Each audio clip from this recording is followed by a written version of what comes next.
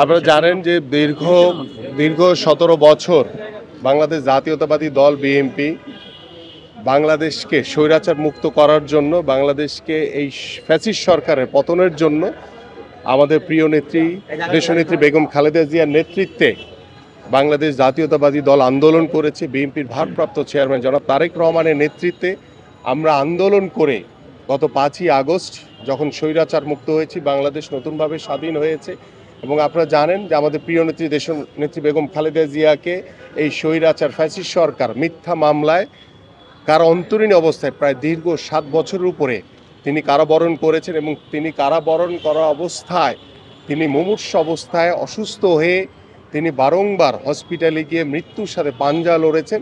এবং আমরা এই ফ্যাসিস্ট সরকার কাছে আমরা বারবার আবেদন করেছিলাম, আমরা পরিবারের কাছ থেকে জিয়া পরিবারের কাছ থেকে আবেদন করা হয়েছিল যে তার চিকিৎসার জন্য বিদেশে যাওয়া দরকার। কিন্তু এই ফ্যাসিস্ট সরকার তার যে ভয়ানক রূপ, যে চরিত্র, সেটি বারবারই প্রকাশ করেছে জাতির সামনে। বাট অবশেষে ৫ই আগস্টের পরে আমাদের প্রিয় নেত্রী দেশনেত্রী বেগম খালেদা জিয়া মুক্ত হয়েছেন এবং মুক্ত হয়ে আগামীকাল আমাদের সেই যে প্রত্যাশা, তার উন্নত চিকিৎসার জন্য তাকে বিদেশে নিয়ে যাওয়া হচ্ছে। এবং আমরা আশা করি যে এটি আমাদের জন্য অনেক আনন্দের যে তিনি চিকিৎসার জন্য বাইরে যাচ্ছেন, পাশাপাশি আমাদের জন্য বেদনার যে তিনি আমাদের মাঝ থেকে অনেক দূরে চলে যাচ্ছেন। এবং আমরা আশা করি যে দ্রুত সময়ের ভিতরে তিনি সুস্থ হয়ে বাংলাদেশের মাটিতে আবার ফিরে আসবেন, এসে আমাদের ইনশাআল্লাহ বাংলাদেশ জাতীয়তাবাদী দলকে আবারও নেতৃত্ব দিবেন।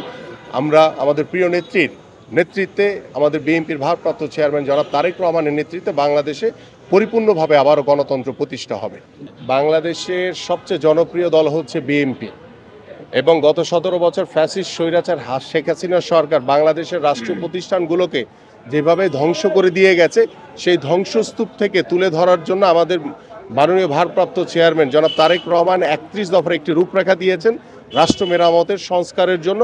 সেই রূপরেখাগুলো নিয়ে আমরা কাজ করছি এবং বাংলাদেশের সবচেয়ে জনপ্রিয় দল হচ্ছে বিএনপি। সেই বিএনপির জনপ্রিয়তাকে ঈর্ষান্বিত হয়ে একটি ষড়যন্ত্রকারী মহল, একটি কুচক্রী মহল, তারা বিভিন্নভাবে মিথ্যাচার অপপ্রচার করে যাচ্ছে। বাট আমরা বাংলাদেশ জাতীয়তাবাদী দল সকল নেতৃবৃন্দ ঐক্যবদ্ধ রয়েছি। ইনশাআল্লাহ আমরা রাজপথে গত ১৭ বছর ছিলাম, ভবিষ্যতে রাজপথে থেকেই সকল ষড়যন্ত্র মোকাবেলা করব ইনশাআল্লাহ।